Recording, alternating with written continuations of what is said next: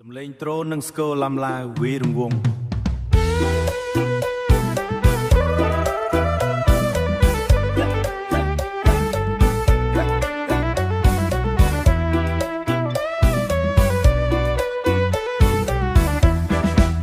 លើលំទៅស្រុកជ័យសែនហុយដីខ្លាំងម៉ូតូចាស់របស់ខ្ញុំបែកកង់ក្បែរដើមអំពិលស្លៀកសរងចាស់ក្រមាពណ៌ខៀវរំក្បាល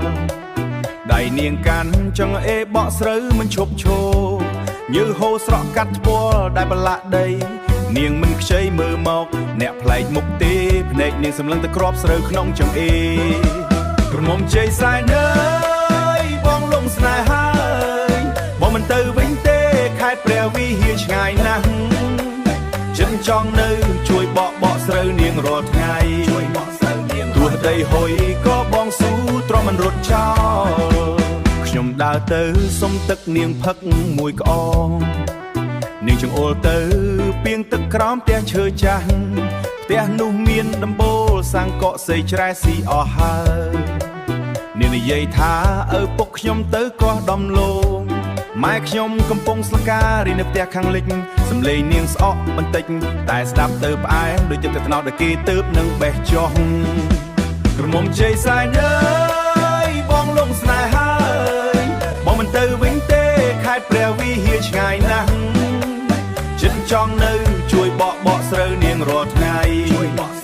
ទោះដីហុយក៏បងស៊ូទ្រាំមិនរត់ចោល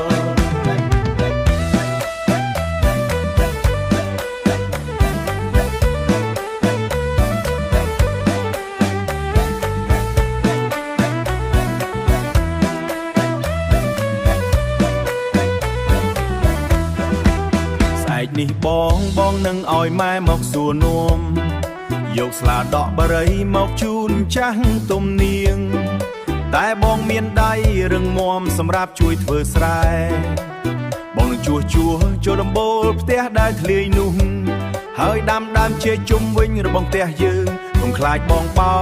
ចិត្តបងដូចថ្មភ្នំស្រឡាញ់តែកមុំជ័យសែនម្នាក់គត់